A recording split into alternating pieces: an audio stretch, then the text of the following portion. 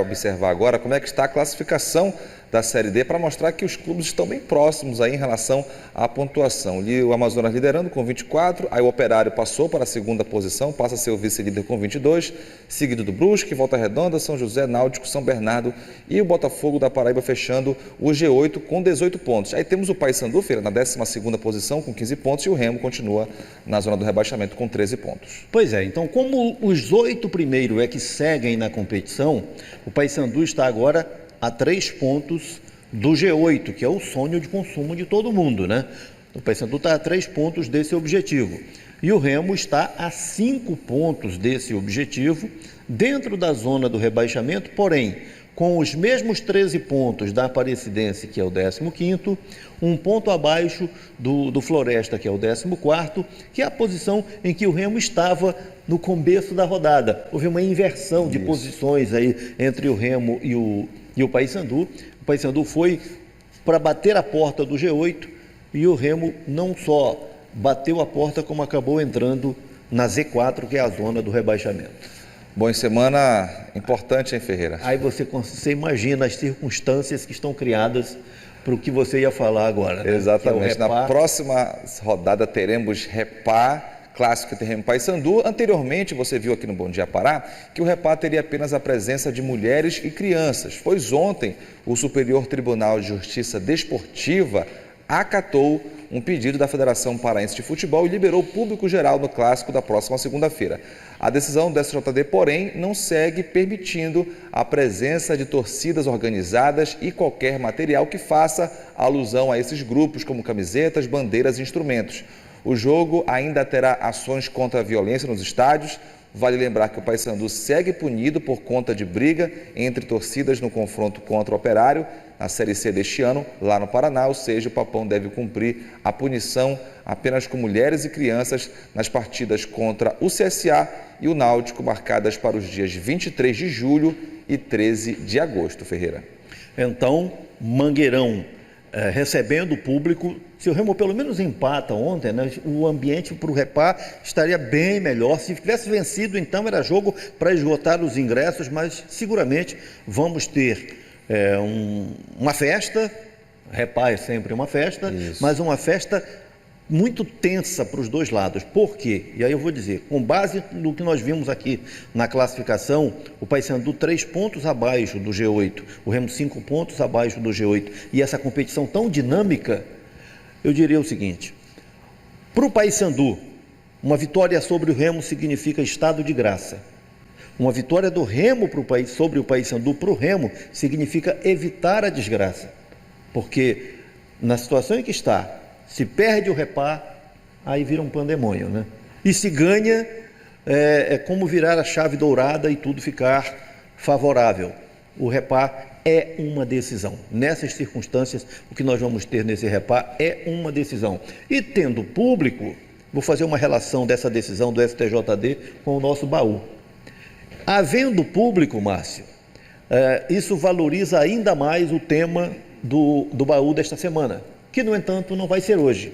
Vai ser amanhã, né? Também não. Não, amanhã? Não. Só na quinta? Só na quinta. A partir de agora, essa é uma decisão tomada na semana passada. O nosso baú passa a ser exibido aqui às quintas-feiras, que é o dia do TBT. Sim. Então, se é o dia do resgate, o baú entra na sintonia, né, com esse comportamento da sociedade digital. Sim. E o baú passa a ser às quintas-feiras e vai trazer no seu tema uma relação direta com a questão de público em Repá. Muito bem, então vamos ficar ligados. Quinta-feira é dia de baú aqui com o Carlos Ferreira. Passa a ser o dia. Passa a ser, vamos lá. Bom, depois de vencer a primeira fora de casa na Série C, o Paysandu, claro, só pensa no clássico Repá da próxima segunda. E ontem quem conversou com a imprensa foi o atacante Nicolas Careca, autor do primeiro gol na vitória diante do Amazonas. Vamos acompanhar o trecho da entrevista.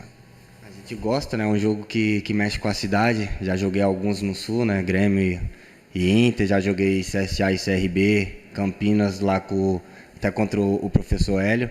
Gostei do meu primeiro jogo com a casa cheia aqui contra o Brusque. Infelizmente, né, o resultado não foi positivo, mas gostei muito da torcida. Eles vêm do começo até o final e, pô, mais uma notícia boa pra gente aí, que vai liberar o público pra vir encher também o Mangueirão. Olha, o Paysandu tem na figura do Nicolas Careca um jogador que simboliza essa virada, né? Porque vinha sendo muito criticado e acabou sendo decisivo, fez o primeiro gol na vitória sobre o Amazonas. O Paysandu vive agora um estado de ânimo que já era muito positivo, e aí a derrota do Remo, dentro das consequências da rivalidade, realça ainda mais a tranquilidade dos bicolores, a confiança dos bicolores para o confronto com o Leão Azul, com as perspectivas que se criam. É muito curioso, o Paysandu estava, até a chegada do Hélio dos Anjos, alimentando dúvidas quanto ao seu objetivo de evitar o rebaixamento. E hoje o Paysandu alimenta a esperança da classificação. A vitória sobre o Amazonas, o líder do campeonato, em Manaus, teve todo esse impacto. E diga-se, o Paysandu, depois de 13 jogos fora do Pará, voltou a vencer.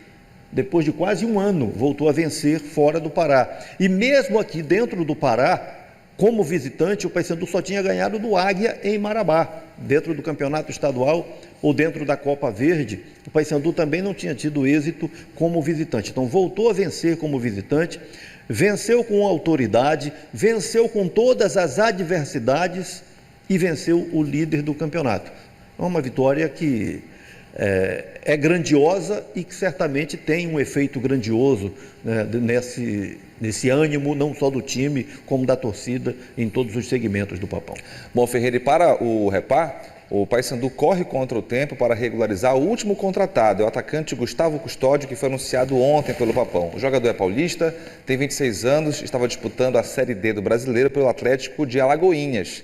Por lá foram 27 partidas e 3 gols marcados. O atleta também tem passagens pelo Nacional de Manaus, Bahia, Caxias do Rio Grande do Sul e também a Portuguesa de São Paulo. Ele também atuou pelo futebol coreano, está aí mais um contratado pelo Paysandu. Pois é, o mais positivo, o aspecto mais positivo da contratação do Gustavo Custódio é que é um jogador que chega em forma, estava jogando. Não era o caso de tantas contratações anteriores. Então é um jogador que chega pronto para ser utilizado e para suprir uma grande carência que, de fato, o Paysandu vem acusando pelos lados do campo. Daí o Gustavo Custódio, que não é um nome de chamar a atenção, mas de repente é um jogador que pode estrategicamente ser importante. Bom, Ferreira, ontem o Paysandu lançou mais uma camisa, eu estou inclusive aqui com ela, o clube enviou para a gente. É uma camisa que faz parte, inclusive, daquela coleção da Libertadores, só que essa destaca o preto, né? Que o preto tem a ver com a história do Paysandu, né, Ferreira? A La Negra, né? Isso. La Negra é o título dessa camisa que o Paysandu lançou ontem. E, de fato, tem a ver com a história do Paysandu, a origem do Paysandu, que é o time Negra, né? Isso. O time Negra, como era chamado o Norte Clube, que está lá na origem do Paysandu Esporte Clube. Então o Paysandu faz esse resgate, mas também faz uma alusão à negritude na origem, na cultura da nossa sociedade.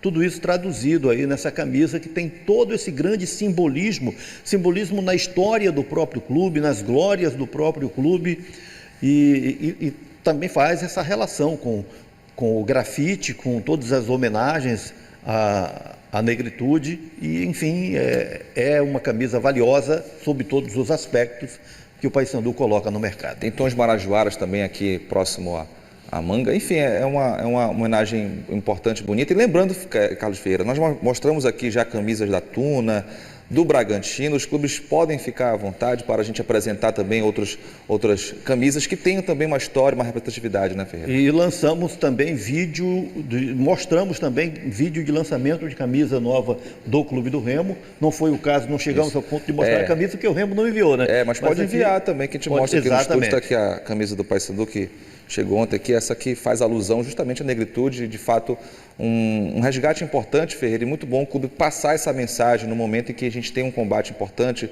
contra o racismo e outras formas de preconceito. É importante que o clube também tenha essa mensagem, passe a mensagem para o público, né? Exatamente. O poder de comunicação do Paysandu e do Remo aqui no Pará é algo gigantesco. Então, o engajamento a mensagem contida, mesmo que subliminar, numa ação como essa, tem muita importância, tem todo um realce e nós estamos aqui para reconhecer. Uma listra branca, outra listra azul, essas são as cores do Papão da Curuzu. Uma listra branca, outra listra azul, essas são as cores do Papão da Curuzu.